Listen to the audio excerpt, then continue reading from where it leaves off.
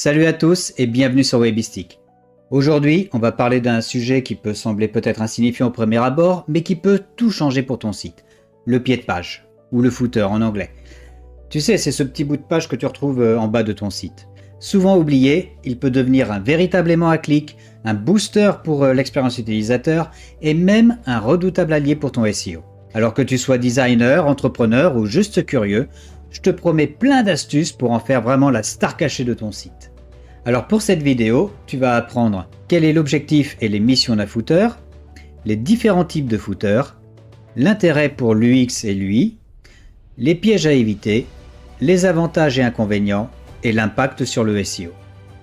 Alors prêt à révolutionner ton site depuis le bas? Allez, on y va maintenant. Le footer n'est pas qu'un simple bas de page qui traîne à la fin de ton site. Son objectif est d'être un véritable allié stratégique qui sublime l'expérience utilisateur. Alors que toute l'attention se porte généralement sur la section héros, lui travaille en coulisses pour organiser, rassurer et même convertir tes visiteurs. Il résume l'essentiel avec les coordonnées, les réseaux sociaux, les mentions légales, le copyright, tout en renforçant l'identité de ta marque. En un mot, il permet à l'utilisateur de trouver tout ce dont il a besoin, même en bas de la page, en ajoutant une dernière touche de crédibilité et d'engagement. La mission principale du footer est de servir de point d'ancrage du parcours utilisateur. Imagine-le comme une boîte sauvetage. Il rassemble toutes les informations indispensables pour guider un visiteur égaré parmi les multiples liens et contenus de ton site. Il offre un espace pour résumer et organiser les informations clés, contacts, réseaux sociaux, conditions d'utilisation, permettant ainsi une navigation secondaire efficace. Sa deuxième mission, au-delà de son rôle informatif, est d'être la dernière opportunité pour engager ton audience. Un appel à l'action pour s'inscrire à une newsletter ou effectuer un achat peut transformer un visiteur hésitant en un client fidèle. De plus, en affichant ton logo, tes slogans et même tes certifications ou avis, il renforce la confiance et l'identité de ta marque. Et sa troisième et dernière mission, c'est pour ton référencement. En intégrant des liens internes, en travaillant les mots-clés, il contribue à améliorer le SEO de ton site. Un footer bien conçu, c'est à la fois un outil d'organisation et aussi un atout pour ta visibilité en ligne. Le design du footer n'est pas figé. Il se décline en plusieurs styles, chacun adapté aux besoins spécifiques de ton site. Tu as le footer classique, c'est le plus courant pour la plupart des sites. Il regroupe toutes les informations essentielles. Plan du site, mentions légales, coordonnées, de façon claire et structurée. Sa simplicité est un gage de confiance, idéal pour ceux qui souhaitent une navigation intuitive sans fioritures. Le mini-footer se fond dans les pages à défilement infini, comme sur les réseaux sociaux. Intégré sous forme de barre latérale ou en sticky, c'est-à-dire collant, il reste accessible en permanence sans encombrer l'écran. Parfait pour optimiser l'espace. Le footer contextuel, lui, c'est le caméléon de la bande. Il s'adapte au contenu consulté et au profil de l'utilisateur. Que ce soit pour recommander des produits sur un site e-commerce ou proposer des articles similaires sur un blog, ce footer dynamique offre une expérience personnalisée et pertinente. Alors au-delà de ces styles, tu peux opter pour des variations de conception différentes. Un design minimaliste pour une clarté absolue. Un multicolonne pour organiser un grand nombre de liens. L'essentiel est d'allier esthétisme et fonctionnalité tout en veillant à une vitesse de chargement optimale. Un footer efficace se construit sur deux piliers essentiels. L'UI, l'interface utilisateur, et l'UX, l'expérience utilisateur. Pour l'interface utilisateur, le design du footer doit être en parfaite harmonie avec le reste du site. Utilise les mêmes couleurs, typographies et éléments graphiques pour renforcer ton identité visuelle. La hiérarchisation des informations permet de diriger le regard vers les éléments essentiels tels que le logo et les appels à l'action.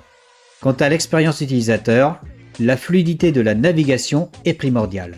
Organise les informations de manière logique et évite la surcharge cognitive. Ajoute des liens clairs pour que tes visiteurs s'y retrouvent facilement. Pense aussi à intégrer des widgets interactifs, des formulaires de newsletter pour renforcer l'engagement et des CTA pour la conversion. Un footer mal conçu peut transformer une expérience potentiellement positive en une source de frustration. Avoir trop d'éléments surcharge visuellement et rend la navigation confuse. Priorise l'essentiel et évite les intitulés trop vagues qui laissent l'utilisateur dans le flou. Si tu as une police trop petite ou un contraste insuffisant, ça nuit à la lisibilité, surtout sur mobile. Sur des pages à défilement infini, un footer caché est une opportunité manquée. Un mini-footer, qui reste visible en permanence, est une solution judicieuse pour garder l'accès aux informations clés. Chaque style de footer représente ses propres forces et limites. D'abord le classique. Polyvalent et familier, il offre une vue d'ensemble riche mais peut devenir encombré sur mobile. Le mini, ultra épuré et idéal pour les petits écrans, il manque parfois de détails pour les utilisateurs en quête d'informations supplémentaires. Le contextuel, hautement personnalisé, il enrichit l'expérience utilisateur mais nécessite une gestion plus complexe pour rester à jour. Le minimalisme assure rapidité et clarté. Le multicolonne permet une organisation détaillée et le sticky garantit un accès constant aux éléments clés, mais attention à ne pas empiéter sur l'espace de contenu principal.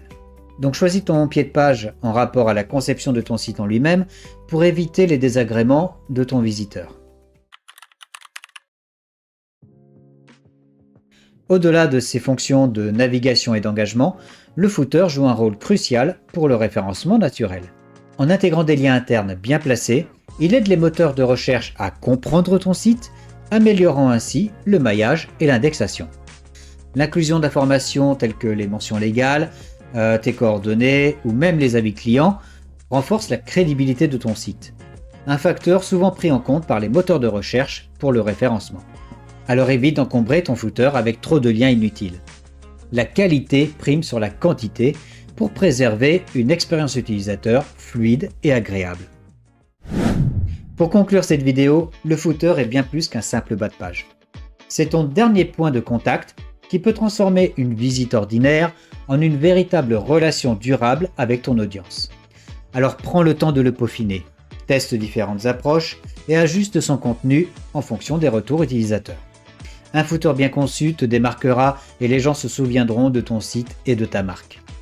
Il ajoutera du poids et de la puissance pour faire la différence en termes de crédibilité, de conversion et de référencement.